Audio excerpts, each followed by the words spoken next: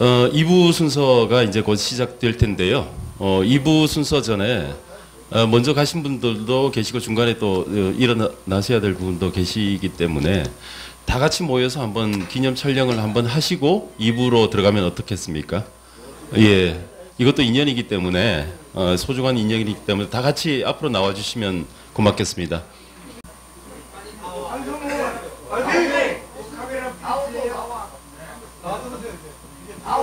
근데 평상에 보니까 북에서 온 사람들은 파이팅 안 하더라고. 입 모양을 보니까 힘내라 이러더라고.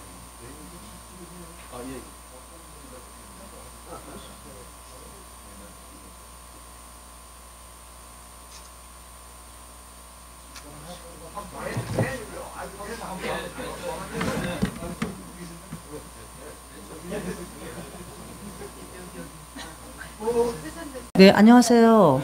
한국소통문화연합의 창립총회 일부가 마치고 여러분이 그 소통 다가 시간 하시고 이제 2부를 시작하겠습니다. 예, 2부의 진행 순서를 제가 맡으면서 알려드리겠습니다.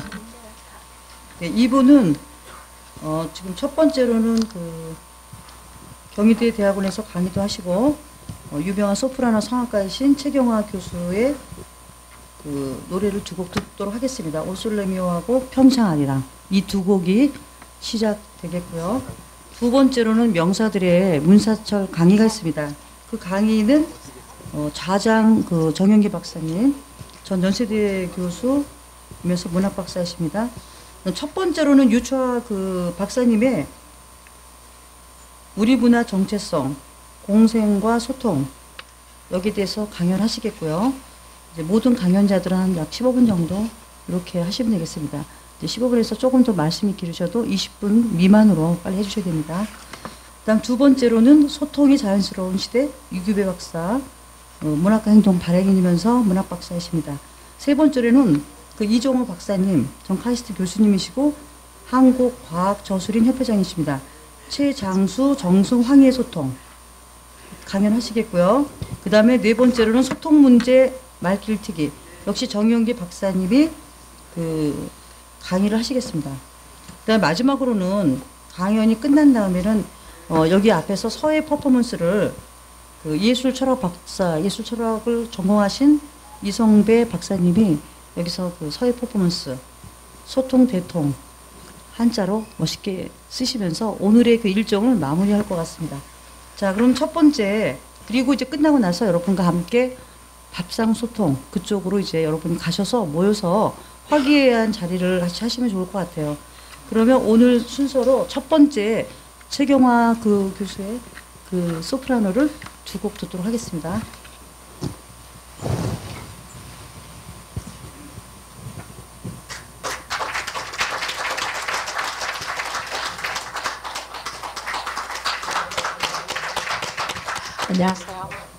안녕하세요. 반갑습니다. 소프라노 최경화입니다. 오늘 이 귀한 날에 제가 축하를 해드리러 또 올 수 있게 돼서 너무나 영광이고요. 아까 혹시 보셨나 모르겠는데 생각지 못한 문제가 생겨가지고요. 제가 노래 반주를 가지고 왔어요. 그런데 컴퓨터하고 연결이 안 돼가지고 지금 그 전화기에 들은 MR을 또 이하배 박사님께서 전화기에다가 마이크를 이렇게 대가지고 반주가 지금 이렇게 나오도록 한번 해봤어요. 그런데 그게 볼륨이 너무 작은 거예요. 아까 해보니까. 근데 하여튼 이 상황 안에서 최선을 다해서 한번 해보겠습니다. 첫 곡으로는 제가 이태리에서 공부를 했거든요. 그런데 이태리의 오솔레미오 많이 들어보셨죠? 그 노래를 먼저 들려드리겠습니다.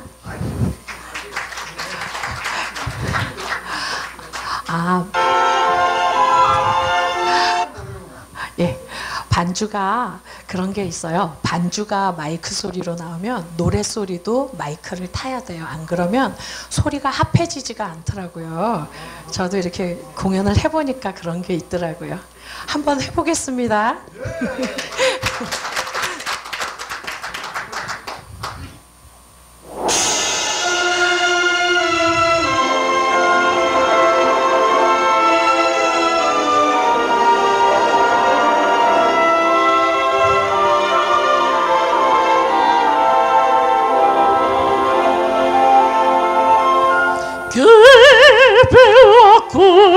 casa na giornata del sole, l'aria serena dopo una tempesta, l'aria fresca fare una festa, che bella cosa la giornata del sole.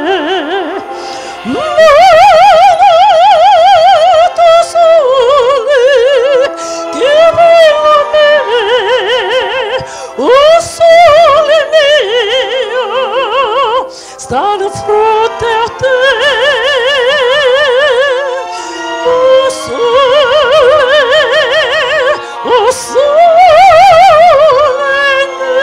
mio, sta di fronte a te.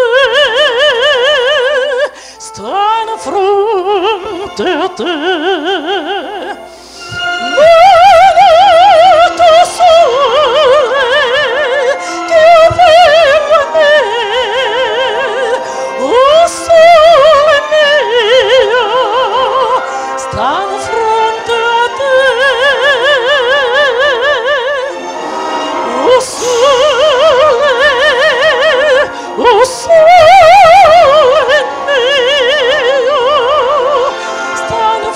A te, sto di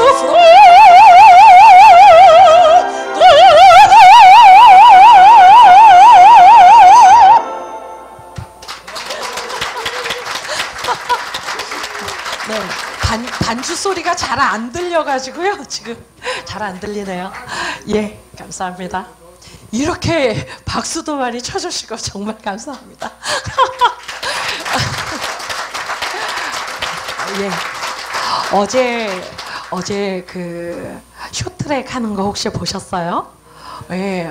꼭 이런 일들이 있을 때마다 또 이렇게 사느라고 바빴던 애국심이 막 깨어나면서 가슴이 뭉클해지는 경험들을 하게 되는 것 같습니다. 어제 그 쇼트랙 보면서 정말 울컥하더라고요.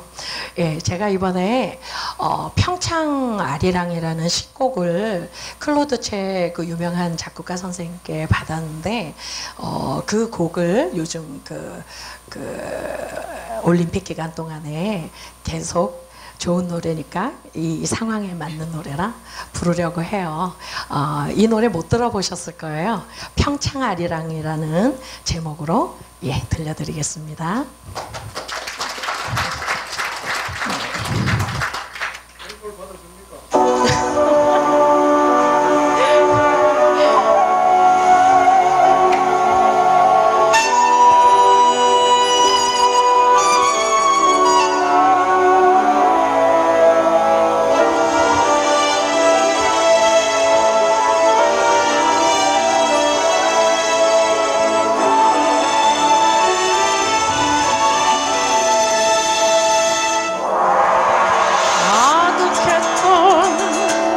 시간을 돌고 돌아 새바람이 온 세상 깃발되어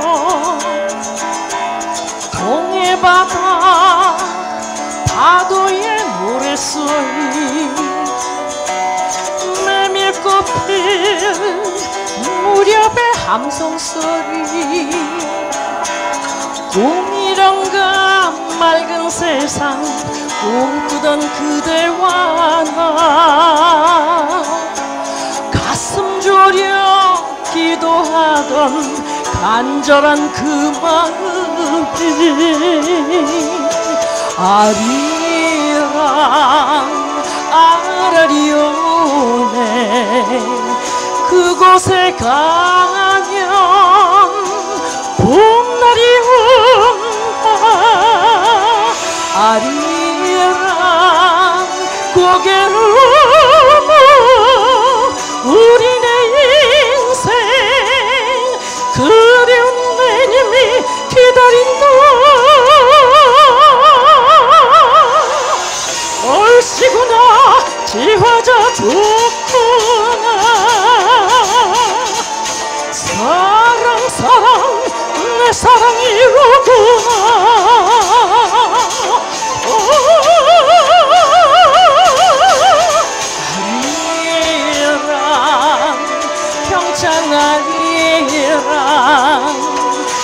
그곳에 가면 사랑이 있다. 아니라 고개를 어서야 가자. 그리운 내 님이 기다린다.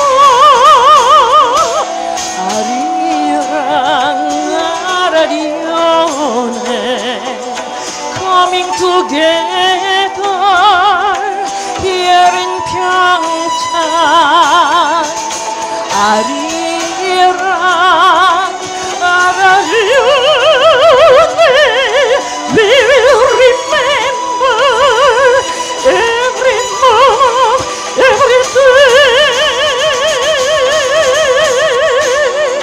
아리랑 평창 아리랑 그곳에 가면 희망이 있다. 아리랑 아라리오네 눈부신 햇살 우리가 꿈꾸던 그곳이야.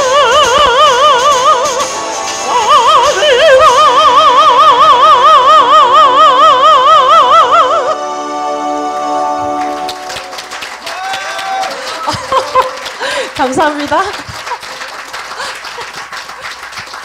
앵콜을 하나 더 해도 될까요? 그러면은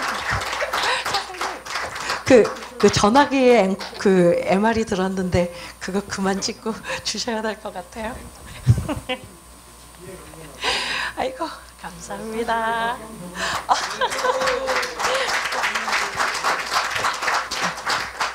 예, 이거는 계획에 없던 거라서요. 제가 MR을 가지고 있는 것들이 프랑스 그 샹송이 있고요. 또 우리나라 그 제가 요새 크로스오버 곡들도 그 영국의 파페라 그룹 G4 그룹이 왔을 때 제가 같이 협연을 했었어요. 그렇게 그때 부르던 그런 노래들도 있고 그런데 뭐 님은 먼 곳에도 있어요. 샹송도 있고요. 뭐를 불러드릴까요?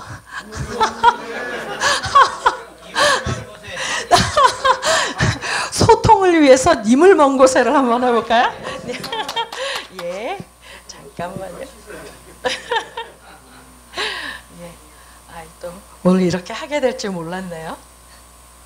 잠깐만요. 예, 여기 있습니다.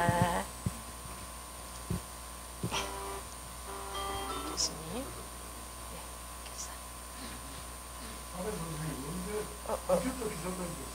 이거요? 여기 또 마이크 잠깐만요. 그거 볼륨 최고로 올려서. 아유, 이렇게 화기애애하게 또 기념식에 노래를 해보긴 처음이네요.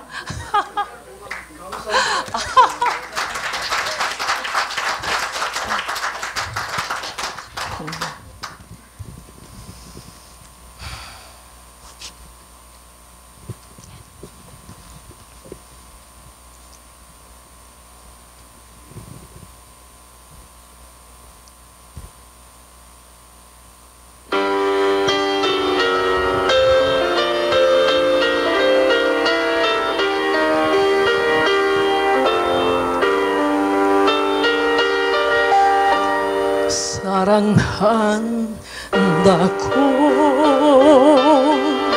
말할 걸 그랬지. 님이 아니면 못 산다 할 것을 사랑한다고 말할 걸 그랬지. 망설이다가 님만 만 곳에 마음 주고 눈물 주고 꿈도 주고 멀어져갔네. 네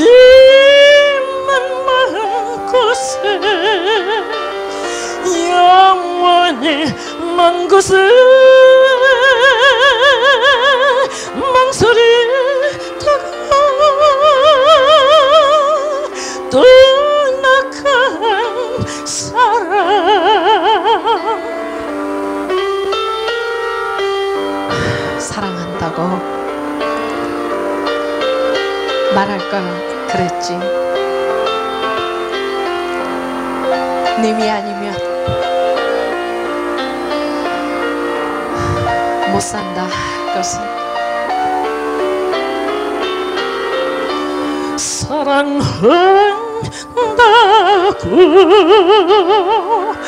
말할 걸 그랬지. 망설이다가 네만 말한 곳에 마음 주고 눈물 주고 꿈도 주고 멀어져갔네. 네만 말한 곳에 영원히 먼 곳에 망설이다가 네만 말한 곳에 망설이다가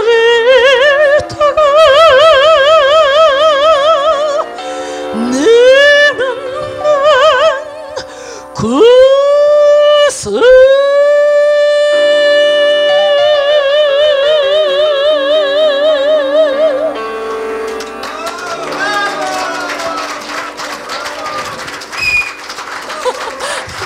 감사합니다.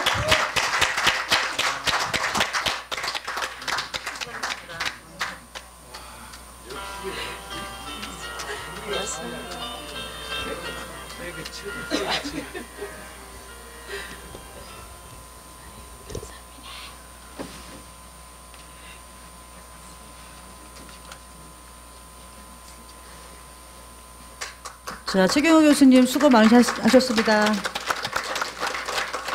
예, 마지막으로 그 앵콜로 불러주신 님은 먼 곳에 들으니까요. 먼 곳에 계신 님이 돌아오셔서 모든 사람들과 소통이 될 것 같아요.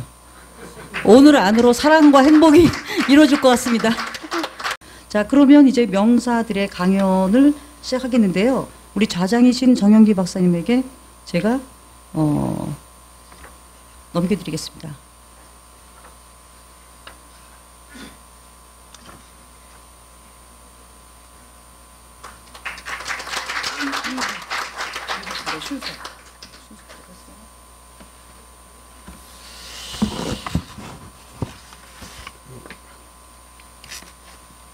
네, 안녕하십니까. 어떻게 이 소통 문제를 글을 쓰라고 꽤 오래전에 쓰라고 해서 썼는데, 그때 갔더니 그걸 발표를 하지 않고 그냥 저녁만 먹고 헤어졌는데, 그걸 가지고 뭐 여기서 하라고 그래가지고 왔더니 또 이제 이렇게 그 여러 어른들 앞에 서서 저녁까지 하라고 그러는데,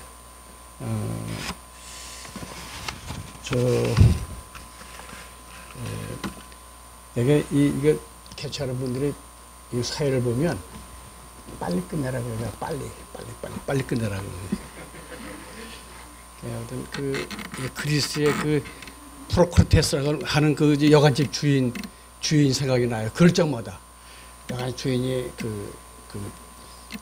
키 큰 사람 들어오면 저 조그만 침대 눕혀가지고 발 잘라 죽이고, 또 키 작은 사람 오면 그 긴 의자에 넣어가지고 발 잘라주고, 그 프로크테스, 우리가 지금 사실 이런 제도라고 하는 게 어떤 점에서는 프로크테스의 심술 비슷한 건데, 그럼에도 불구하고 아까 여러 번 이 추운 겨울 여기에 이렇게 모였는데, 아무튼 간에 오늘 이렇게 모여서 서로 마음을 서로 주고받는 거나 소통이라는 말도 저는 국문학과인데, 국문학과 연대 교수였고 문학평론하고 좀 시를 쓰는데, 사실 가능한 한 우리는 또 학회 이름을 다 집어치우려고 했는데 지금 여기 끌려왔어요. 사실 그런데 가능한 한 그 토박이 말로 학문 용어를 만들고 싶어하는 그런 모임이 또 있습니다. 아무튼 간에 대강 그렇게 소개해서, 그래서 소통이라는 말도 한참 생각했어요. 이거 소통은 뭐라고?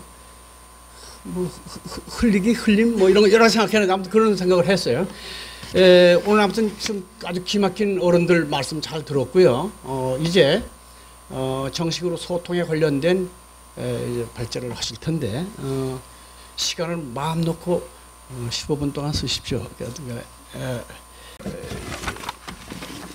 사실은 제가 사회를 보면 미리 이 어른들을 조금 맛깔스럽게 좀 봤는데 지금은 벼랑을 하니까 어떻게 여기다 맛을 칠 수가 없어요. 그러니까 분명히 이주하 교수님도 상당한 뭐가 있어요. 이 자기 강의 말고도 상당히 맛깔스러운 게 있을 거라고. 그런 걸 딱 찍어주면 좋은데 말이에요. 이게 그걸 못 하겠어요. 아무튼 간에 오늘 양해해 주시고요. 우리 문화 정체성, 공통과 소통. 이게 맞죠? 공생과 소통. 유초아 교수님인데, 우리말로 학문학에서 정체성이라는 말을 어떻게 바꿀 거냐? 정체성이라는 말, 이게 아이덴티티, 영어는 아이덴티티, 저희는 지금 나의 나됨으로 바뀌었습니다. 나의 나됨으로 가는 거로. 내가 나 돼가는 거. 자오정. 그런데 지금 우리 문화 정체, 우리 문화의 우리 문화됨, 우리 문화됨, 서로 같이 사는 것과 서로 소통하는 이 문제를 놓고 유초아 교수님께 마음 놓고 시간을 쓰시는데 15분 동안 부탁드립니다. 다 같이 박수로 좀.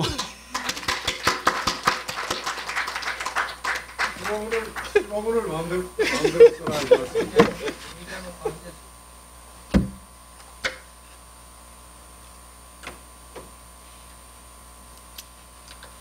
반갑습니다. 우선 서설 잡설이 몇 가지만 조금 하겠습니다. 저는 기본적으로는 이거 일반적으로 저널리즘에서 운이되는 걸로는 이게 좌파입니다. 교수들 중에서는 이제 극좌파로 분류가 됐었는데 사실 맞기도 합니다. 그러니까 정치적으로는 비교적 심한, 과한, 격한 변화를 불러제끼고자 하는 운동의 편에 쭉 서 있었죠. 근데 사실은 몸뚱아리는, 염통은 우파입니다.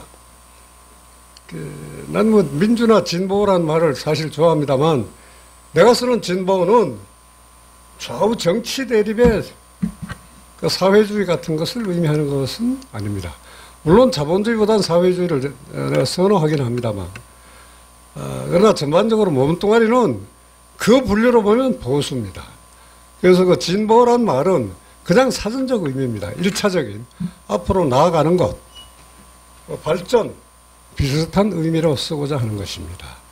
이제 그런 점에서 우리 문화의 바람직한 내일을 일구기 위한 길의 모색이라는 점에서 몇 가지를 이야기하고자 합니다. 그리고 이제 잡설 두 번째인데요. 한 달 반 조금 약간 넘습니다만 최근에 몸이 조금 덜 좋아서 조금보단 많이 안 좋습니다만 그래서 전라남도 장성이라는 곳에 숲속마을에서 현재 요양 중입니다. 오늘 위해서 그냥 왔는데 내일이면 다시 이제 돌아갑니다. 그래서 그 사이에 여기 나온 다른 이 네 분들처럼 사실 페이퍼 하나를 원고지 한 3, 40장 정도를 마련하려고 했었는데 원래 통보받은 거 며칠 전이었기 때문에 열심히 만들었어요. 그런데 그걸 완성본을 갖고 오지를 못했습니다. 그래서 그냥 이야기를 진행하기 위한 개인의 메모만 가지고 왔고요. 그 점에서 눈에 보이는 종이 쪼가리로 제출하지 못했다 하는 점에서 죄송합니다. 하여튼 이야기를 일단 15분에 걸쳐서 마음대로 쓰도록 하겠습니다. 그리고 오늘 좀 그만 김원열 교수한테 조금 부탁이 하나 있습니다. 요거를 여기 있는 사람 숫자만큼 이 종이 개수가 될지 모르겠는데 요걸 좀 나눠주실래요? 이게 출력을 한다고 했는데 이게 사실은 2003년에 어떤 자리에서 발제하다가 보조물로 냈던 건데 오늘 이야기하고자 하는 거에 비중으로 보면 한 30분의 1 내지 50분의 1 정도에 해당하는 겁니다. 작은 거지만 그냥 말로만 하면 뭐 나이가 사실은 뭐 난 비교적 어린 편입니다만 70대이긴 하지만 어린 편인데 어린 놈이 아무 종이 쪼가리도 내놓지 않고 말로만 한다는 게 좀 건방져 보일 것 같아서 한 장 출력해 왔습니다. 그걸 지금 보시라는 게 아니고 앞으로 봐달라는 이야기고요. 보시다시피 17세기까지의 조선 문화에서 남녀 관계가 어떤 성격을 띠었던가 하는 것을 아주 압축해서 그 A4 2장으로 정리한 것입니다. 간단히 말하면 그 근대 이전 사회에 이 사회를 운영하는 데에서의 통상적 절차, 통로에서 기본적으로 두 가지가 있죠. 하나는 이데올로기고 하나는 경제입니다. 그 사이에 물론 권력이 있겠습니다만 이 권력은 두 가지의 사이에 놓인 것이고 두 가지를 소통시키는 것이고 두 가지를 통합하는 것이죠. 더 좁게 말하자면 조상, 제사 상속권입니다. 그러니까 이념권이죠. 이데올로기 권력이고요. 또 하나가 경제 권력인데 이 경제 권력을 가장 압축 대표하는 것이 재산 상속권입니다.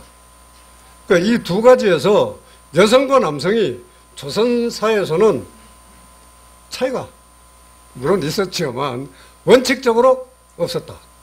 그러니까 유럽, 아메리카 어떤 나라에 견주더라도 가장 단단하게 법적으로 보장된 그런 평등권이 있었다 하는 것을 명확하게 보여주는 그런 역사적 사실을 밝혀놓은 것입니다.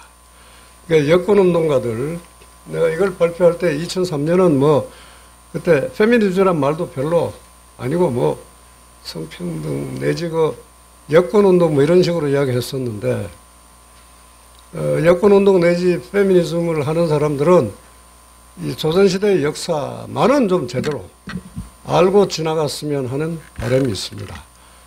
그러니까 미국 라이너 슈타이넘 같은 애들이 시작할 때 그 레이디 퍼스트 같은 거에서부터 시작된 거 아닙니까? 그건 자주 매우 얄팍한 피상적인 운동이었습니다. 그것에 비하면 우리의 역사에서는 2000년보다 훨씬 더 전부터 여권이 당당하게 확립되어 있었습니다. 하여튼 그렇고요.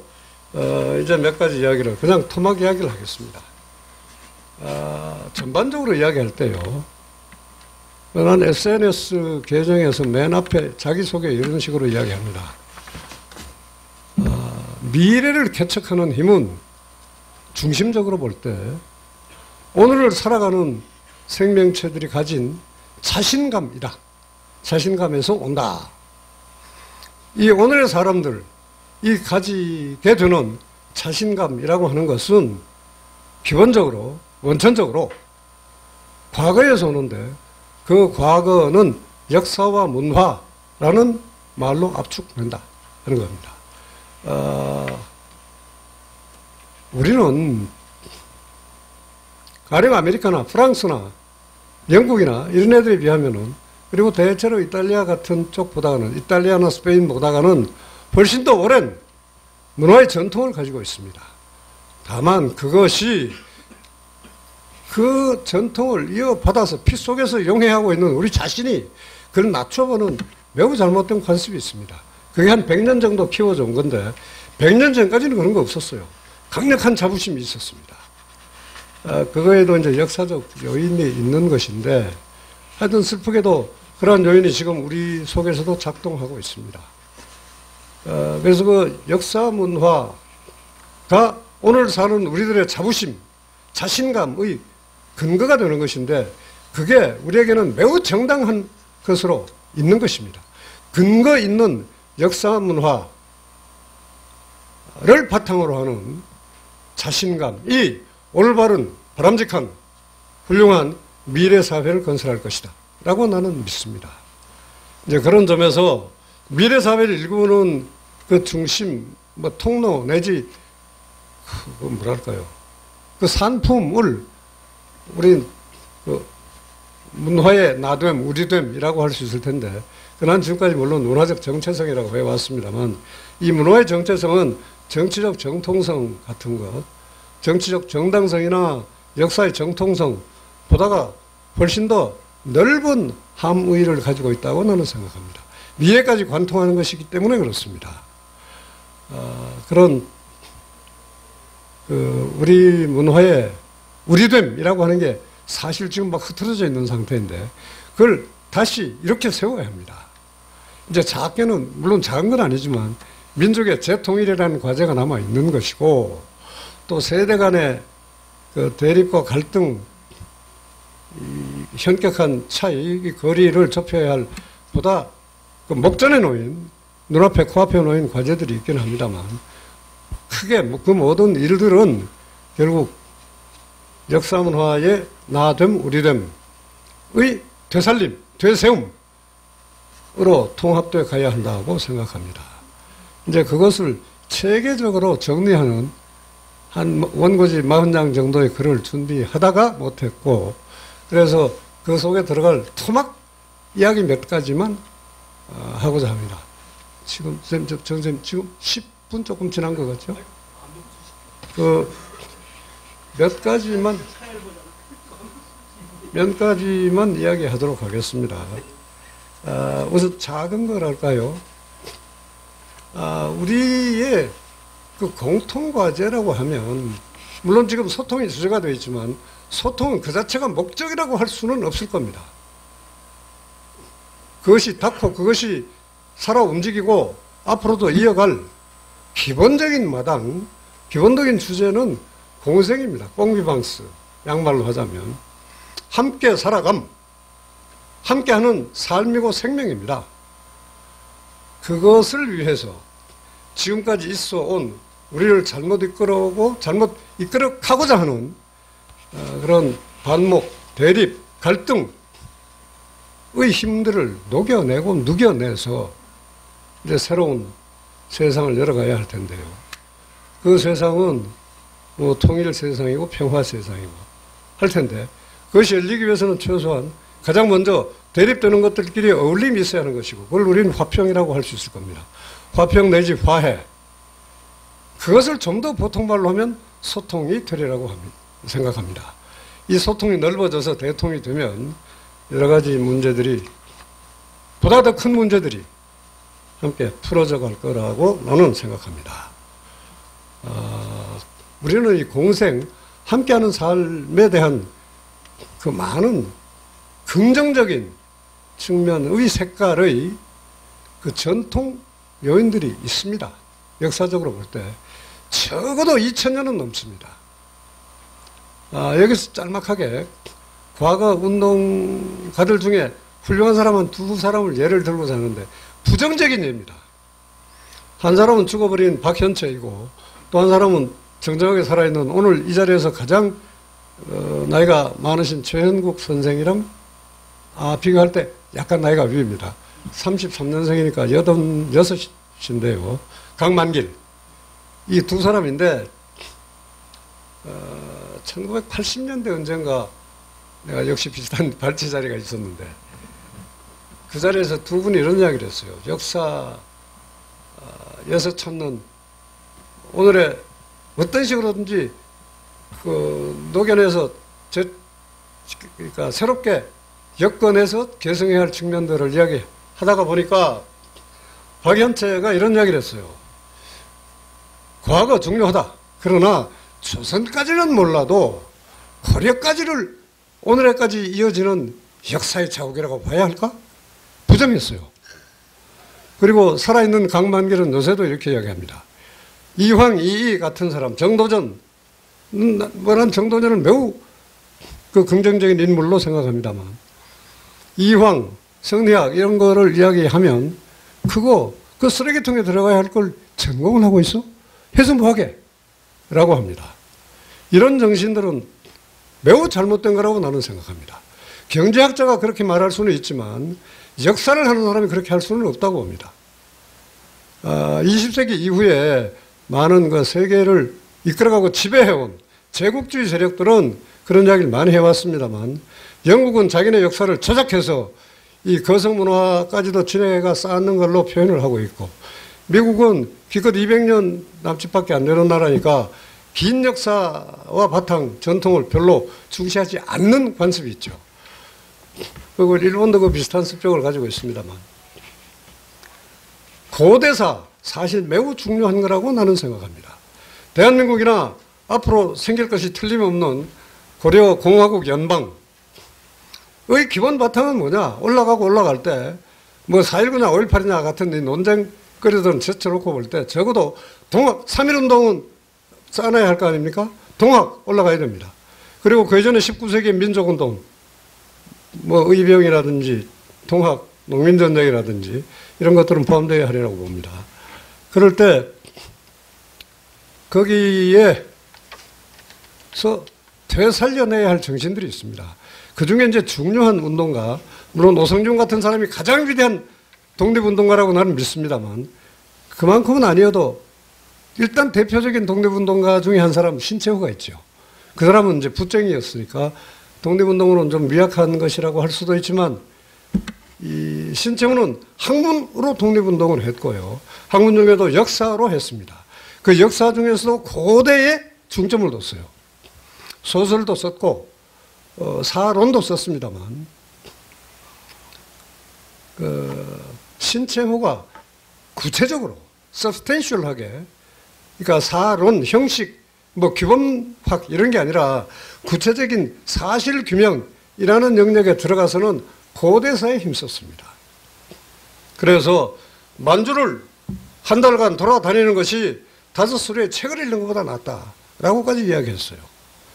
그러니까 조상들이 살아 팔팔 뛰던 그 생활의 삶의 현장을 가보는 것이 훨씬 나은 것이다.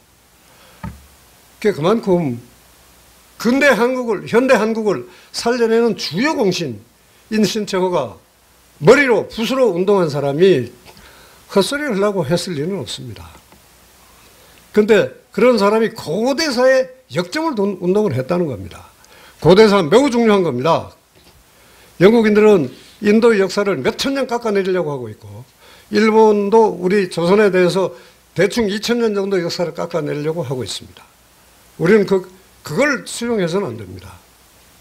지금 대충 나보다 약간 선배인 사람들은 일본 애들이 실정사학이라고 하는 세련된 구호를 무기로 해서 심어준 식민사학, 의존사학을 진실인 걸로 받아들이고 있습니다만 그래서 대충 372년 4세기 후반이 됩니다. 그때가 되기 이전에 조선사는 그냥 부족 형태의 사회가 연장된 것일 뿐이다. 과거의 2000년은 역사도 아니다. 하는 식으로 지금 이해를 하고 있습니다. 70대, 80대는 그러한 역사를 배워왔어요. 그건 깨부셔져야 합니다. 20세기까지 몇천 년에 걸친 우리 할머니, 할아버지들의 노력은 일상적이었고 치열했고 길었습니다. 그 소중한 자산을, 역사 유산을 우리는 결코 부정해서는 안 될 겁니다. 그래서 1945년 8월 15일의 사건은요, 미국이 군대를 통해서 조선을 해방시킨 사건이 아닙니다. 단면적으로 그런 면이 물론 없지는 않지만 이명박, 박근혜 같은 애들이 만들어내고자 했던 교과서에서는 그렇게 가르치고자 하지만 실제로 조선의 해방을 불러온 것은 조선인들의 그때로만 해도 한 80년 정도 같습니다. 적어도 80년대, 1860년대에서부터 독립자주운동이 있어 왔습니다. 그 피와 땀이 엉긴 투쟁의 결실물입니다. 그것이 역사적 진실인데 그 진실이 왜곡되고 증발되어 버려서 우리는 미군정이 들어서게 된 새로운 체제의 확립이라는 그 시기를 해방의 시기라고 잘못 알고 있습니다. 우리는 1945년에 해방되지 않았습니다. 새로운 압제 속으로 들어갔을 뿐입니다. 그리고 그것이 일단 외정으로부터의 해방이라고 할 때 그 해방의 주체는 미국이 아닙니다. 조선인민입니다. 하여튼 그런 것이 우리가 앞으로 2분요. 아이고. 그러면 제목만 몇 가지 이야기하겠습니다. 하여튼 일단 고대사가 중요하다. 그 신화와 전설에서부터 내려오는 걸로 볼 때 우리는 중국 문화와 다릅니다. 유교, 불교의 문화가 우리 문화의 정통이라고 볼 수가 없습니다. 마지, 양반, 남성, 이런 것이 주도한다 하는 것은 조선 500년간은 뭐 힘을 써왔습니다만 사실은 아닙니다. 단군에서 주몽이나 박혁거세까지 쭉 내려올 때까지 볼 때 남녀는 기본적으로 사실 평등했다고 봐야 합니다. 마지와 그 밑에 것들 사이에 차별성도 없었다고 봐야 합니다. 적서도 사실은 차이가 별로 없었습니다. 그래서 조선 말까지 지금도 있지 않습니까? 지금도 자녀들 결혼시키면 시집 장가 간다고 그럽니다. 장가 간다. 남자가 여자 집에 간다는 뜻입니다. 그 오랜 정통성 확립의 노력에도 불구하고 조선민들은 장가를 보냈지 여자를 바로 데리고 오지 않았습니다. 여건이 그만큼 강했다는 이야기고 그건 그 한 장짜리 프린트물에 어느 정도 뼈다귀가 남아 있습니다. 그리고 우리는 세계에서 아주 드물게 독특한 언어를 가지고 있는데요. 말과 뜻과 형태가 어우러져서 소통이 쉬운 그 세상의 현실을 그대로 담아낼 수 있는 말과 글입니다. 거기에서 우리는 어떤 유럽 아메리카들도 갖지 못한 근데 우리와 비슷한 관습을 가진 건 몽골 하나가 있는 걸로 짐작을 합니다만 일본 애들도 비슷한 게 혹시 있을지 모릅니다. 우리는 가령 서양 애들 같으면 내 아빠, 내 할아버지 이렇게 말하지 않습니까? 근데 우린 그런 말이 없죠. 우리 엄마, 우리 아버지, 우리 할매, 우리 할매입니다. 심지어 마누라 보고 우리 마누라, 우리 아내라고 합니다. 세상에 our wife라고 하는 족속이 누가 있습니까? 근데 그게 우리의 삶의 반영입니다. 말이 어떻게 삶의 행동과 동떨어져서 나올 수 있습니까? 우리의 삶은 그러했습니다. 그건 결코 우스운 야만의 자국이 아닙니다. 미래에 살려나가야 할 매우 중요한 소중한 자산인 겁니다. 그런 정신이 우리에게 있다는 것이고요. 그리고 진보를 위해서 아주 중요한 것이 노동과 자본의 관계여서 이 자본주의 사회가 만들어낸 온갖 악들, 대립들, 갈등들을 녹여내야 하는데 그게 노동 중심성이 매우 중요하죠. 근데 그 노동이라고 하는 것이 나의 몸에서 나가는 에너지들을 뽑아내고 그 대가로 돈을 받는 것 이런 좁은 의미가 아니라면 자연 속에서 주체성을 가진 유일한 존재인 인간들의 모든 활동이 노동입니다. 그런데 그 노동이 그러나 중간쯤을 잡을 때에 역시 생산력이라고 말할 때요. 그 생산, 삶을 위한 자본들을 만들어내는 힘이라고 할 때 그건 여전히 반쪽으로 치우쳐 있는 겁니다. 그건 삶의 가치를 그 자체로 실현하는 활동이라기보다는 그 힘을 얻어내는 원천 자원을 마련하는 힘이란 뜻이 됩니다. 이거에 약간 건너편에 있는 것이 이제 놀이가 될 텐데요. 기본적으로 향유와 노동은 다른 거 아닙니까? 그런데 우리의 전통에서는 이 노동과 향유가 헤어져 있지 않았습니다. 노동의 현장마다 향유가 함께 했어요. 노동요 같은 것이 가장 대표적이긴 합니다만. 그러니까 일과 놀이가 수단과 목적이 된다거나 별도의 영역으로 독립해 있지 않았다 하는 것이 우리의 매우 소중한 자산입니다. 이거는 근대 이전에 야만적이고 미개한 시대의 자국이 아니라 앞으로의 새로운 사회가 펼쳐나가야 할 삶의 방식을 보여주는 소중한 자산이 되는 것입니다. 이러한 자산이 되는 요소들이 많이 긴 세월에 걸쳐져서 우리 역사에서는 실질적으로 작동했습니다. 그건 뭐 찾아보면 많이 있을 겁니다. 그리고 이제 우리는 아주 짧게 보더라도요. 100년 전만 해도 지금처럼 아주 각박하고 지저분하고 미인하고 베이스한 그러니까 야비하고 저속한 이런 삶의 문화가 없었지 않습니까? 100년 전만 해도 그렇습니다. 100년 전 역사는 100년이면 진짜 조만한 겁니다. 6000년이면 거대한 호수가 말랐다가 찼다가 되풀이하는 게 자연현상인데요. 100년이면 진짜 아주 짤막한 것입니다. 그때 100년 전에 있었던 3대 운동이 있지 않습니까? 척사위정에서 의병으로 넘어가는 그 조선의 과거 건강했던 시대를 회복하겠다는 운동, 그리고 그것을 격파해서 새로운 나라를 건설하자 하는 상층 중심의 혁명운동이었던 개화운동이 있었고요. 그것이 더 뒤로 넘어가면 애국 개몽운동 뭐 비슷하게 바뀝니다만 애국 문화운동이라고 하기도 하죠. 그리고 또 하나가 이제 동학이라는 새로운 사상울결 운동이고, 그것이 번져가서 농민 전쟁, 대일 의병 전쟁으로까지 넘어가는 이 세 맥의 흐름이 있습니다. 이거에 관한 평가가 이 서울 쪽과 평양 쪽은 아주 다릅니다만, 상론하는 건 회피하겠습니다만, 하여튼 그 공통되는 정신을 볼 때에는 중세로 회귀하고자 하는 정신을 거부한다. 그 운동 자체가 그렇다는 게 아니고 그걸 평가하는 오늘날의 연구자들의 태도를 이야기하는 겁니다. 그리고 외세 의존의 지향은 청산 극복해야 한다. 그리고 종교에 대한, 종교가 세속사회에 대해서 지나치게 개입하는 것은 좋지 않다 하는 것입니다. 결국 그 각 운동의 한계를 지적해내는 연구들인데요. 그는 오늘날 반외세의 자주지향, 반봉건의 민주실현, 민중주체의 실질적인 혁명, 이것을 지지하는 것들이죠. 그것이 우리가 앞으로 나가야 할 공통의 지향, 지점들을 보여준다라고 할 것입니다. 우리의 삶의 지표가 성인이라고 할 때요, 성인들의 공통성이 있다고 나는 생각합니다. 소크라테스는 뭐 성인도 아니지만 석가는 반쪽 성인이라고 나는 생각합니다. 예수와 공자는 진정한 성인들이라고 생각하는데, 이들의 진정한 공통성은 뭐냐? 사랑입니다. 사랑이 가슴에서 촉촉해지는 것만으로 끝나는 게 아니고 눈물로, 분노로 이어지는 몸으로 하는 사랑입니다. 몸으로 표현해내는 사랑, 그것이 성인들의 정신입니다.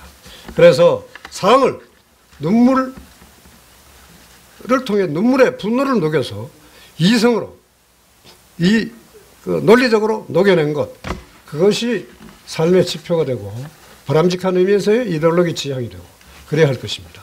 우리의 공통 목표가 그러하다고 나는 생각합니다. 그래서 뜨거운 가슴으로 차가운 머리로 아주 단단한 손발로 실천해 나가는 것, 그것이 소통문화의 갈 길이라고 생각합니다. 난 여기서 어떤 정답을 이야기하고자 하는 건 물론 아닙니다.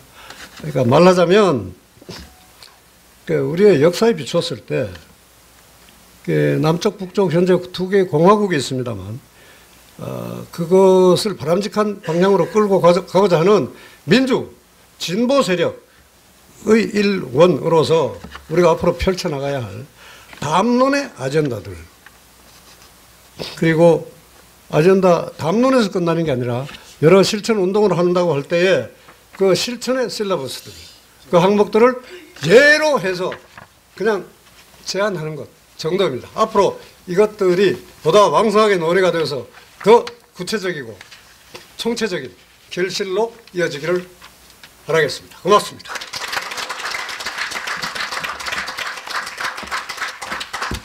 너무 마음대로 썼습니다. 죄송합니다. 제가 그 프로크라테스처럼 이걸 막으려고 발이 나왔다고 자르고 싶은데 어떻게 자를 수가 없어, 못 잘랐는데. 아유, 교수라는 분들 말을 시키면 끝이 없다고요. 밤새도록 한다고. 참여서. 그러니까 도리 없다고. 그건 또 감안하시고, 아까 우리 교수님 말씀하신 얘기 중에 아까 조상 얘기, 시에 우리 말글로 되어 있는 이상의 시에 시 제2호라는 시가 있어. 사회도 말할 게 기회 있잖아. 근데 내 아버지가 내 옆에서 좋을 적에 나는 나의 아버지가 되고, 나는 나의 아버지의 아버지가 되고, 나는 또 나이면서 나의 아버지의 아버지가 되니 왜 나는 껑충 뛰어 나의 아버지의 인생을 내가 살아야 되나, 이런 시가 있거든. 전부 아버지를 17번 부르고 아들을, 나를 8번 부릅니다. 그러니까 어떤 시인이 뭐라고, 그거 제 건데? 제 겁니다. 예. 그걸 왜, 어떤 시인이 뭐라냐면, 라깡, 프랑스의 이 친구들 이걸 정신분석, 이걸 해서 칼을 대가지고 아버지가 아버지를 넘어서야 되는 거다. 그래가지고 18번 불렀다. 이거 이상이. 웃기지 마라 이게. 내가 웃기지 말라 그랬어. 야 이 새끼야. 우리 말글을 그렇게 읽으면 안 된다 이게. 나로부터 아버지 한 세대가 30년이라고 치면 아버지를 100번 부르면 10번 부르면 300년이라고 100번 부르면 3000년이라고. 지금 아까 그 윤 교수님 말씀 들으면서 그 시가 생각나는 거야. 아마 그 1000번쯤 부르면 10,000년이 우리 앞에 딱 닥친다고. 10,000년 전에 아버지 그이가 내 앞에 있다고. 내 속에 들어있다고. 뒤에도 있을 거고. 그걸 실었다고. 위대한 시들이 우리한테 많다고. 자 이제 저도 말 끊고요.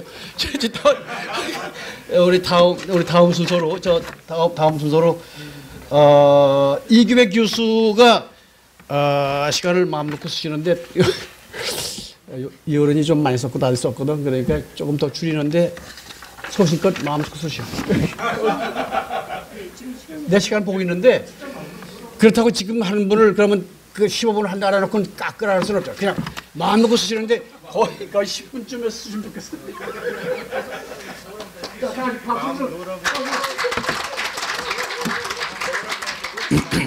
안녕하십니까. 그 국문학을 연구하는 이규배라고 합니다. 그 짧게 하겠는데요. 왜냐면 내용이 좀 복잡하고 긴데 그 자료집 24면, 그 24쪽에 내용이 실려 있습니다. 그 앞서서 우리 그 양재혁 이사장님께서 100년 동안의 교육이 잘못됐다, 이런 것들을 바로잡아야 한다 하는데, 저는 제가 전공하고 있는 부분이 국문학이고 그 중에서도 특히 이제 고전 문학을 연구를 하고 있습니다. 그래서 이와 관련해서 이하회 박사님이 이제 그 갑질 시대의 소통 인문학을 보게 되면 그 불통이 자연스러운 시대 속에서 한국의 그 교육 얘기가 나오는데요. 그 우리가 이제 가장 우리 그 국문학사에서 가장 오래된 우리 최고의 그 시가 중에 하나가 공무도화가라고 이렇게 다들 이렇게 배우지 않았습니까? 그래서 거기로부터 이제 이별의 정한 얘기를 하고, 또 고려소교 가실이 이별의 정한 이런 얘기하면서 김수월의 진달래꽃 이별의 정한, 한의 미학, 체념의 미학, 이런 말들을 쓰면서 우리가 이제 그 김수월에 대해서 어떤 상을 갖고 있잖아요. 그러니까 민요시인, 한과 애상의 시인, 이렇게 정립을 해서 교육을 했는데 과연 그것이 실상에 부합하는가? 그러니까 김수월 죽은 자는 말이 없고, 그가 그 자기 자신의 친일 협력을 계속 적극적으로 거부를 하면서 자기 모국어를 시키고 끝끝내 자기 모국어로서 시를 남겼는데, 이제 저는 자결을 했다고 생각해요. 자결 직전에 김옥에게 그 편지를 보내요. 그 편지를 보내게 되면 그 편지에서 자기가 길거리를 배회하면서 높은 산 상상봉의 외로운 저 소나무 이러면서 그런 것들을 노래를 하면서 자기의 어떤 이 지조, 높은 지조를 끝끝내 버릴 수 없다. 그리고 이렇게 또 보냅니다.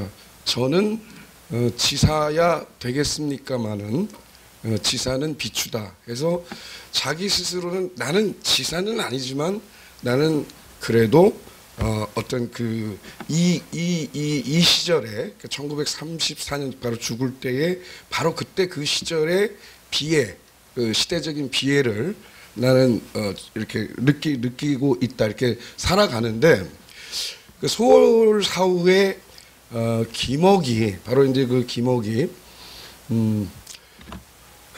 소월이 보낸 편지를 이제 자기가 이제 공개를 하게 됩니다. 그 당시 그 조선중앙일보라는 데 이제 공개를 하게 되는데, 거기를 보게 되면 문체를 많이 바꿔놔요. 그러니까 사실 굉장히 그 소월이 김옥을 존경하는 듯한 문체로 자료집에 있으니까요. 논문에 비교를 해보시면 돼요. 그래서 다 바꿔놓고 그리고 정작 중요한 얘기 높은 산 외로운 소나무 이러면서 소월이 그렇게 지조를 이렇게 지켜가고자 했던 것들을 바꿔나고 근데 이제 해방 공간이 벌어지자 이제 해방 시기에는 이제 바로 민족주의 세력 그러니까 당시로서는 이제 우파지만 그 당시의 우파들은 전부 그 민족주의자 아니었습니까? 그다음에 좌파. 그래서 조선문학과 동맹이 형성이 되고 그 조선문학과 동맹 측에서 자 친일에 대해서 떳떳하게 자신 있게 말할 수 있는 사람, 그러니까 친일 협력을 하지 않은 그런 문인들이 누구냐라고 했을 때 그는 소월이다. 그래서 이 조선문학과 동맹 측의 이제 오장환이 김소월론에 대해서 그 3편 정도의 글들을 연속적으로 이제 발표를 하게 되는데 여기에 맞섰던 서정주, 김동리는 일단 김동리가 앞장서서 소월을 강하게 공격을 하게 됩니다. 그러니까 소월은 산유화라는 시 한 편을 제외하고는 나머지는 전혀 볼 것이 없다. 그러면서 이제 꺼내든 게 근데 산유화는 기적적으로 어떻게 이걸 이뤄냈을까 하면서 보편적 정한이라는 말을 쓰기 시작합니다. 이어서 다시 서정주가 한 번 더 김소월을 쓰면서 그 김소월을 강하게 공격을 해요.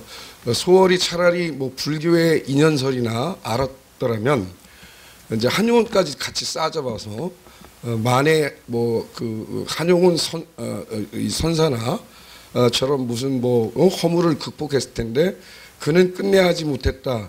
이런 얘기를 하면서 이제 공격을 하는데 지금 팽팽하게 소월을 놓고 이제 맞섰던 겁니다. 맞섰다가 이제 드디어 불행하게도 6.25 전쟁이 이제 일어나게 됐잖아요. 그러다 보니까 웬만한 그 문인들은 전부 북으로 넘어가게 돼요. 북으로 다 넘어가게 뭐 잘 아시는 뭐 정지용이라든가 뭐 이런 백석이라든가 이분들이 일제강점기 때 무슨 좌파적인 성향의 시를 쓴 건 아니잖아요. 그렇지만은 일단 다 북으로 이렇게 넘어가게 되는 이런 상황 속에서 문학 교과서를 만들어서 이제 집필을 해야 되잖아요. 교육을 해야 되니까. 자, 고전문학사 같은 것도 일단 그거는 하지만 어쨌든 그 민감했던 일제 시기를 우리 근현대 우리 문학 시기이기 때문에 그 교과서를 집필해야 되는데 이걸 어떻게 해야 될까? 그래서 다시 서정주가 앞장을 서서 김소월을 높이 평가하게 됩니다. 그 국민시인으로 이제 받들게 되고 그러면서 이제 그 서정주는 이후에 이제 국화협회서라는 시를 발표를 하면서 소월은 늘 한에 절여 있고 애상에 빠져서 이걸 극복을 하지 못했지만 이제 제자들을 이제 시키게 되는 거죠. 바로 이 국화협회에서는 불교적인 인형 사상에 의해서 이런 어떤 한을 극복했다 그러면서 이른바 소월을 이용해서 미당이 자기 스스로를 최고의 국민 시인으로 만드는 그러니까 뭐 한국인 여기 여러 어르신하고 선배님들 뭐 또 동료분들 계시지만은 우리 시대에 교육했을 때 서정주의 국화협회에서 정말 많이 배웠지 않습니까? 근데 그 시의 구조가 진달래꽃하고 똑같아요. 그러니까 그 여기 보면 제가 좀 어려운 말을 썼는데 한국 악부 전통이라는 말을 썼습니다. 이거는 오늘날의 입장에서도 이건 매우 굉장히 소중한 그 전통이고 현대적인 의미를 갖고 있기 때문에 전통이라는 말을 쓰는데 물론 이제 배경 사상은 유가적인 애민 사상에 입각을 해서 그러니까 이 프랑스나 영국의 이런 봉건 귀족들하고 당시 조선의 선비들하고는 전혀 어떤 다른 사고와 또 물질적인 기반, 계급적인 기반이 다른 사람들인데 이 그 선비들의 의식은 항상 여민. 그러니까 뭐 지금 청와대에서 위민관을 여민관을 바꿨잖아요. 그러니까 뭐 국민을 위한다, 이 건방지다. 벌써 위한다라고 하는 거는 내가 위에서 밑을 내려다보는 거잖아요. 그러니까 같이 이제 수평, 우리가 병질, 이게 나란히 이렇게 생각한다면 그래서 더불어 함께 그래서 여민관 이렇게 바꿨듯이 기본적으로 그 고려 시대에 또 물론 우리 고유의 가학 사상이 신라 고구려 뭐 단군으로부터 이제 쭉 있었고 또 그 단군으로부터 있었던 그것이 저는 공무도화가라고 생각합니다. 그 공무도화가가 그런 우리의 가학 사상 노래와 음악을 통해서 백성과 함께하고 그 백성과 슬픔과 기쁨을 함께 나눈다라는 어떤 그런 기본적인 악부 전통이 있었고 그런 악부 전통 속에서 이 선비들은 비록 물론 이제 우리말로도 그 민요를 짓기도 하지만 주로 한문으로 이제 글을 쓸 때 탐관오리들의 횡포 이것들을 강렬하게 고발하는 시예요. 그러니까 이런 전통을 본다면 서양에서 무슨 리얼리즘 이거 하기 전에 이미 우리는 2000년 전에 이 시에서의 강력한 고발적인 이런 그 한시들이 많고 중국도 있지만 중국보다 특히 우리 한국 한문학사의 그 민중의 참상들을 고발하고 탐관오리를 응징하고 하는 그런 전통들이 쭉 있어요.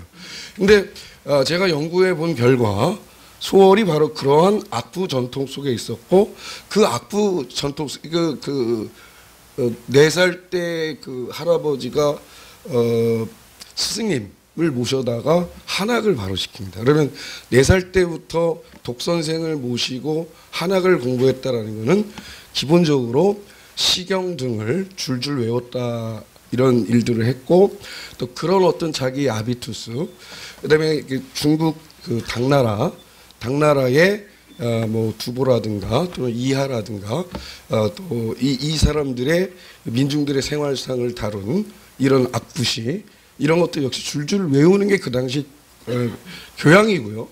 그리고 특히나 그 소월이 살았던 그 지역의 그 악부 전통이 굉장히 강해요. 그쪽을 소재로 한 그 한문으로 된 악부시들, 그쪽 민중들의 생활상 이런 것들이 있는데 그런 어떤 체험 속에서 소월이 생각했을 때 처음에는 이 사람이 한문에 능통하니까 한시 비슷하게 시를 발표를 해요. 거의 한시를 먼저 써놓고 한시를 마치 번역한 듯한 것들을 발표를 하다가 이거를 모국어를 갈고 닦고 해야 되겠다 해서 만들어진 형식이 바로 그 진달래꽃의 형식이고 그 형식은 중국 아까 한시 그 절구 형태를 새롭게 변형해서 우리말로 이렇게 만들어냈고 그렇기 때문에 소월을 천재라고 부르는 거고 과거의 전통을 잘 계승을 했고 그 중에서 유가적인 애민주의 여민애락 백성과 함께 지금 국민과 함께죠. 국민과 함께 더불어 슬픔과 기쁨을 나누고 공유한다라는 그런 그 시와 노래는 그렇다는 거죠. 그리고 이제 여기 또 자료집을 보면은 소월의 미발표 그 유구작을 그 인종이라는 시가 있어요. 읽어보시면 그 인종은 일종의 한 편의 완성된 예술 작품이라기보다는 시인은 이렇게 그 산문을 잘 못 씁니다. 그래서 시로서 쓴 자기의 시론. 그러니까 나는 어떤 시를 쓰고 지금 필요한 이 시대의 시는 뭔가라는 것을 그 시론 형태로 쓴 시가 저는 인종이라고 생각하고 그래서 거기를 이제 읽어 보시게 되면 이 사람이 도대체 그 당대 민요에 대해서 어떤 생각을 갖고 있었나 하는 것들은 여기 이제 그 자세히 나와 있으니까 읽어 보시고요. 시간을 마음껏 10분 내에서 써야 되는데 이제 마음껏 썼으니까 여기서 그냥 갑자기 딱 자르고 중단을 하겠습니다. 감사합니다.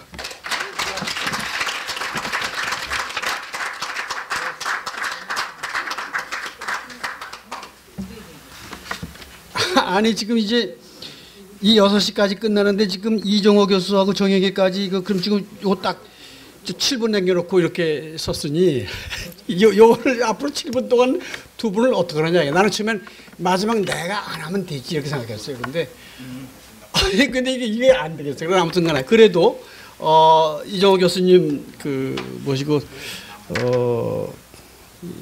어떻게 6시까지 쓰시라고 그러고 6시까지 그 7분 정도 쓰시고 이종호 교수님 모시겠습니다. 박수 좀 부탁드립니다.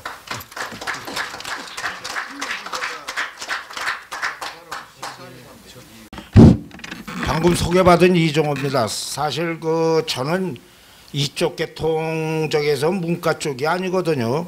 그런데 이제 제가 저기 한 게 과학저술인협회 회장을 하는데 책이 제가 120권 정도 나왔습니다. 그러면 공식적으로 제가 알기로는 우리나라 두 번째로 알고 있고 뭐 한 3등 안에는 들 것 같습니다. 그래갖고 옛날에 얼마 전에는 제가 우리나라도 기네스북이 있으니까 혹시 1등이 되면 뭐 좀 더 쓰면 기네스북에 오를 수도 있지 않을까 이제 이런 생각을 했는데 이 1등이라는 사람이 왼수가 강준만 교수인데 300권이에요. 제가 120권 잭도 없이 지금서부터 1년에 20권씩 써도 안 되고 거기다가 강준만 교수는 전북대학교 지금 현역입니다. 그러니 뭐 저것도 더 말 안 되잖아요. 그래서 뭐 그건 이제 포기를 했고 그 다음에 이제 오늘 얘기는 뭐 총알같이 뭐 얘기를 해서 총알같이 하는데 제목이 한국 최장수성승 황희의 소통입니다. 그런데 우리나라에서 가장 와전되고 잘 그렇게 포장된 사람을 저는 세 사람으로 봅니다. 첫 번째 사람을 황희정승으로 보고 두 번째 분을 과학계로 오면 장영실 선생님을 제가 보고 세 번째로는 대동여 지도를 만든 김정희 선생을 얘기를 합니다. 나머지 두 분 저기 갖고 하여튼 황희정승은 우리한테 가장 많이 제가 얘기하는 거는 황희정승의 청백리로 알려져 있고 그것에 의해서 뭐 교과서에도 들어가 있고 그렇습니다. 들어가 있었습니다. 제일 잘 알려져 있는 얘기로는 한 젊은이가 길을 가다가 보니까 검은 소고 황소 오고 이렇게 있으니까 두 마리 소 중에서 어느 놈이 더 세요? 이렇게 이제 물어보니까 농부가 이렇게 쪼르륵 와서 귀에다가 검은 소가 더 세요. 그렇게 얘기를 했어요. 그러니까 젊은이가 뭐라고 그러면 뭐 바로 그냥 검은 소가 더 세요. 그러면 될 거를 그렇게 길을 건너와서 그렇게 얘기를 하느냐 그랬더니 또다시 귀에다가 소래도 동물이라도 서로 비교하는 거 이거 찝찝하게 생각할지 모릅니다. 이렇게 얘기를 했대요. 이러니까 황희가 그 말을 듣고 이 말을 조심하고 행동을 조심해야 되는 걸로 해서 평생에 신조로 삼았다. 이렇게 얘기를 합니다. 거기다가 더욱더 수 없는 일화가 있지만 더욱더 저기 한 거는 하녀가 두 명이 서로 옳다 이렇게 싸우는데 첫 번째가 내가 이렇게 그러니까 내가 옳습니다 그랬더니 그거 옳다. 그러니까 또 다른 쪽에서 싸우는 녀석이 쭉 와서 내가 옳습니다 그러니까 니도 옳다.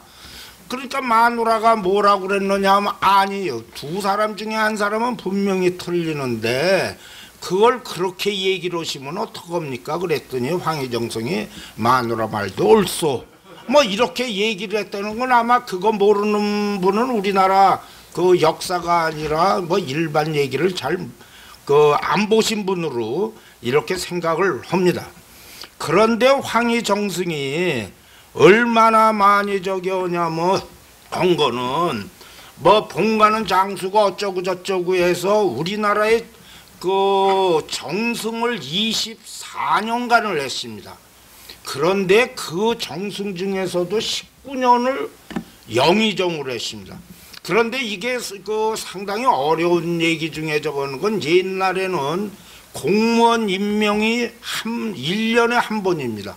그러니까 1년에 한 번이니까 19번을 영의정을 이렇게 한 겁니다. 그러니까 매년 합니다. 하는 게 거기다가 24년간 정승을 했는데 이분이 고려말 시대에서 해서 수없이 얘기를 뭐 저는데 시간이 너무 없다니까 59년간 공직 생활을 했습니다. 그래서 87세까지 옛날에 60살 넘는 분들이 그렇게 거의 없었는데 그러니까 한갑이거든요. 그 지금 뭐 한갑 했다간 귓방생이 얻어맞아요. 그 제가 작년에 재작년에 70이 넘었는데 70저 그랬더니 칠순잔치도 잘리더라고요. 그런데 뭐 그래도 애들이 그래갖고 밥은 사주더라고요. 뭐 지금은 뭐 이제 적어도 팔자 돌리면 안 되면 뭐 얘기도 안 되죠. 그런데 황희정승이 이 59년 공무원 생활을 하면서 조선 왕조에 있던 그 관직은 거의 다 했습니다. 뭐 그럴 수밖에 없죠. 그랬는데 이 양반이 놀랍게도 이 비리백화점으로는 제1호로 들어갈 정도입니다. 그러면 이 사실은 황희 같은 높은 분 청백리로 되는데 직금으로 오면 이 저 청문회에 청자도 못 붙입니다.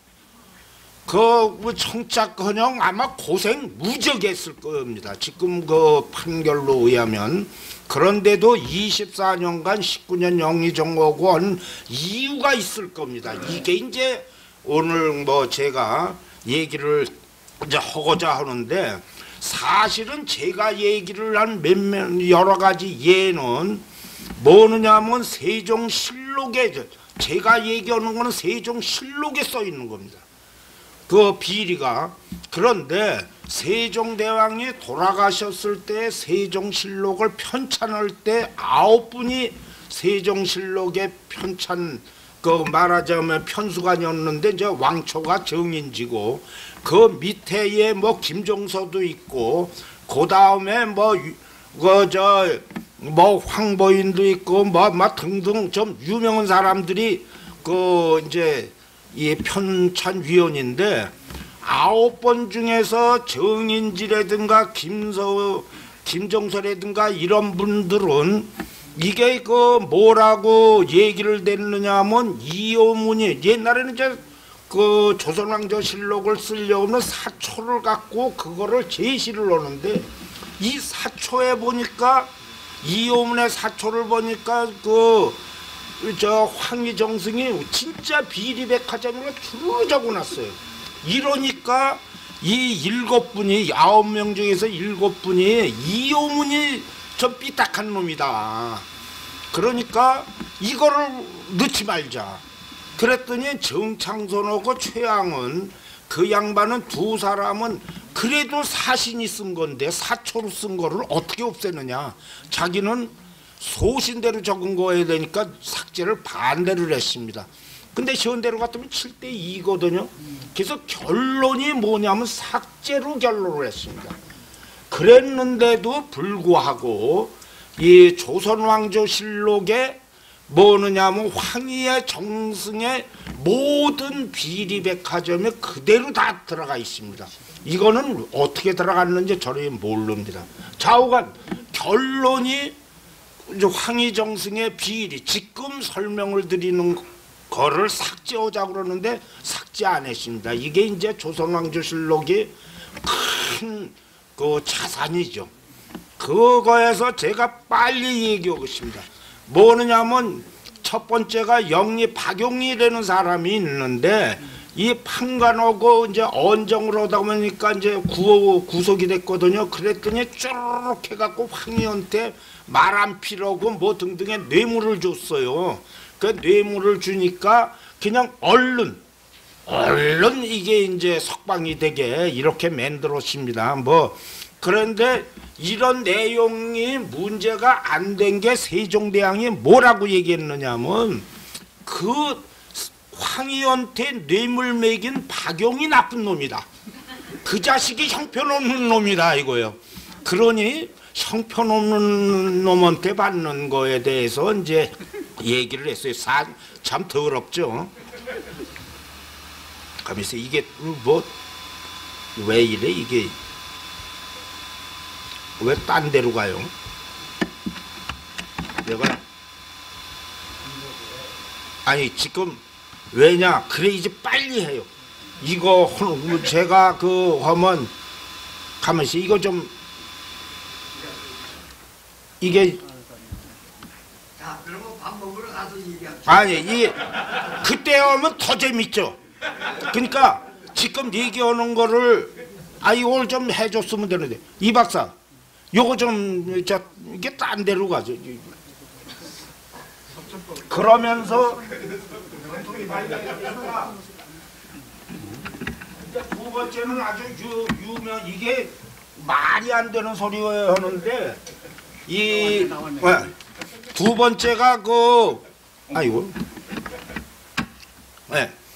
이게 진짜 그 상식이 이해가 안 되는 건데 황희정승하고 아주 친한 박포의 마누라가 박포는 누구냐면 황희정승의 방간 방석란에서 황희는 방간의 측에 있었어요. 태종하고 반대입니다. 그런데 그 주역이 박포거든요. 근데 박포는 이제 부관 참시가 되고 왜냐하면 이제 그렇게 됐다가 이제 부관 참시가 됐는데 박포의 마누라가 간통을 했어요. 딴 사람하고. 근데 그거를 하인이 봤어요. 네. 그러다가 보니까 소통이 되다가 보니까 이 마누라가 하인을 죽였어요. 근데 그 범인이 누군가가 안 찾아졌는데 4년 후에 그 범인이 박포 마누라인 줄 알았어요. 근데 이 박포 마누라가 황희정승 집으로 쭈르륵 가갖고 옛날서부터 잘 알고 정승이니까 거기 토굴 속에서 살면서 몇 년 동안 계속 같이 정을 통했다고 그럽니다. 뭐 지금으로 따지면 그러니까 이제 숨겨졌다고 어쩌고 하는데 그리고 나서 이게 무마가 되자 박포 마누라가 튀었다고 그래요. 그래갖고 이게 워낙 뭐 지금 같으면 말이나 되는 겁니까? 그러는데 정승의 집에 살인자가 들어간다는 자체를 누가 상상을 합니까? 그러니까 그냥 됐는데 이 비행이 황희가 그게 조선왕조실록에 써 있을 줄이라고 어떻게 생각을 했겠어요? 그냥 그대로 나온 겁니다. 이거는 조선왕조실록이 참 대단한 거를 이제 이해를 하셨을 겁니다. 빨리 오겠습니다. 그 다음에 이제 사위 서달인데 서달이 이제 자기 저기가 지금 왕초가 지금 정승인데 그래갖고 이제 목에 힘주고 딱 그러는데 어느 녀석이 서달한테 이제 간언이 하는데 예의를 안 갖췄다는 거예요. 그래갖고 이 서달이 자기한테 예의 안 갖춘 놈을 잡아오라고 그래갔는데 이 사람이 장본인이 아니에요. 딴 사람이에요. 그러니까 서달에게 예의를 적는 게 전혀 다른 사람인데 이 서달이 두들겨 패갖고 죽였어요. 죽었다고 해 사람이. 이러다가 보니까 이게 얼마나 큰 문제가 됩니까? 진짜 엉뚱한 사람 때려 죽인 거라고요. 그랬는데 이게 사건이 크다가 그 왕초가 누구냐면 맹사성이거든요. 그 맹사성에 부탁하니까 쭉 해갖고 황희적을 해갖고 피해자 가족 설득해갖고 조서 다시 쓰고 사건 기록 다 조작하고 그러고 사위를 이제 석방을 했는데 이러다가 보니까 그냥 사관들이 난리치면서 들어올고 일어났을 거 아닙니까? 그러니까 세종대왕이 알았어. 그래서 파면을 했어요. 이 황희정승은 파면이 밥일 정도로 그렇게 많이 당했는데 그런 다음에 파면을 일단 시키고 일주일에 다시 명령을 냈어요. 그 다음에 말 1000마리 죽인 제주도한테 뇌물 받아갖고 한 것도 있고 그 다음에 교화수령 박도에게 뇌물로 땅을 요청했는데 자기가 그때 관계 시설한 거에 공이 있다고 그래서 땅을 달라고 그랬더니 안 줄 수 없잖아요. 그랬죠. 그 땅을 준 사람의 아들을 또 뇌물 받고 벼슬자리도 주고요. 그 다음에 이게 꽤 큰 문제가 됐었는 건데 황희의 양자 황중생하고 진짜 아들 황보신이 절도 행각이 있었는데 바로 저걸 하겠습니다. 그랬는데 황중성 서자가 한 거는 왜냐면 왕궁에서 물건을 훔쳤어요. 얘네들이.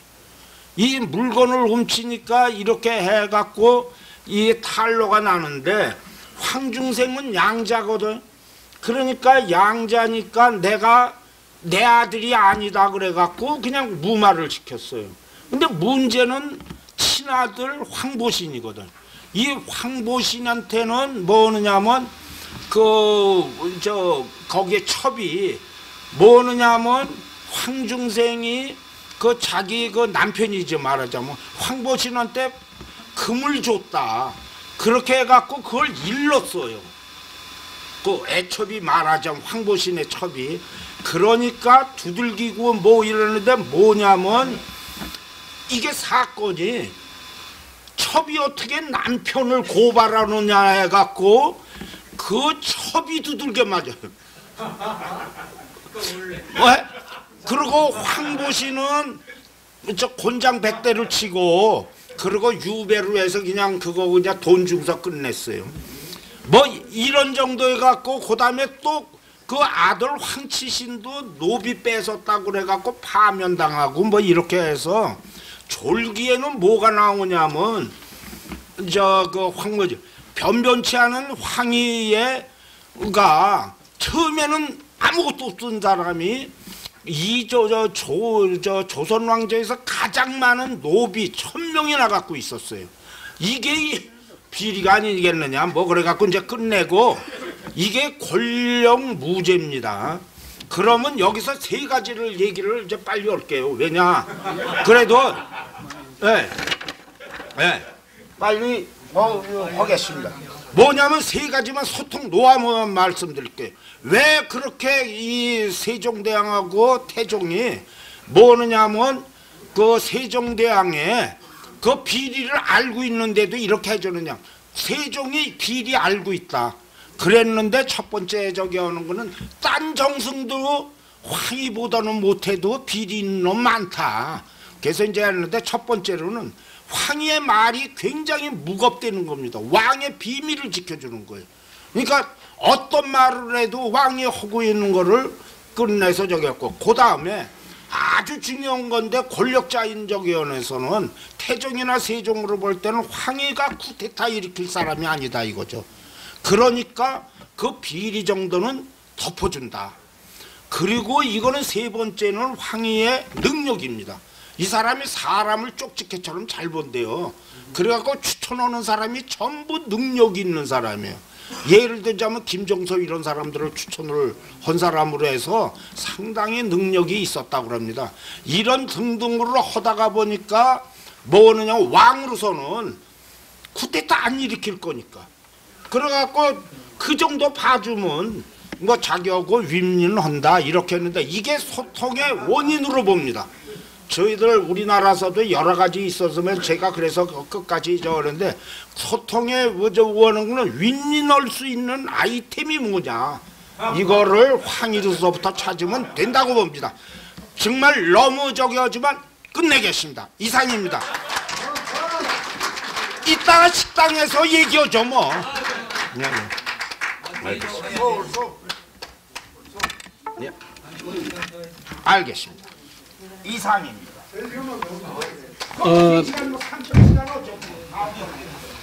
오늘 이 자리가 참 굉장한 자리인데 저는 여기 저 늦게 왔지만 독립운동가도 들었고 이렇게 길게 그냥 끄는데도 그냥 다 참고 기다리시고 나가지 않고 엄청난 우리 그 끈질김과 소통이 잘 되는 그런 분위기라 이거지. 그런데 사실 제가 마지막 이건 안 해, 제 건 안 해, 제 건 안 하는데 내가 사실 그저께 우리 저 양재학 박사님이 하신 말씀보다 울컥해서 지금 아까 뭘 얘기하는가 남북 그 평창 올림픽. 내 그저께 그 동네 사람이 죽어가지고 저기 갔다가 가서 술 한 잔 먹는데 거기 이게 나오더라고. 평창 올림픽 거기 남북 나오더라고. 이야, 그거 좋다. 나한테 화를 펄컥 내면서 이 교수 새끼들 개새끼들이다 이게. 저 새끼들이 북한 새끼들이 왜 여기 기어 들어오느냐 이게 막 욕을 하고 내가 잠을 못 자서 내가 어제 잠을 못 자고 내가 분해가지고 저도 그냥 그래서 사실 내가 이번에 오늘 읽으려고 했던 건 안 읽는데 단두대라는 데가 시를 쓴 게 있어.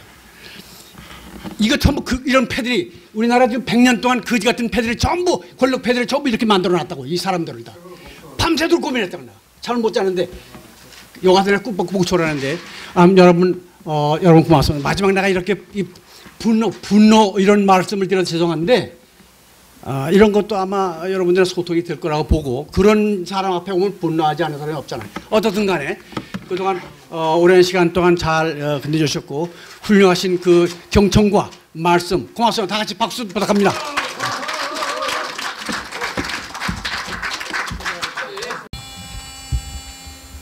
오늘 쓸 것은 이 소통 대통입니다.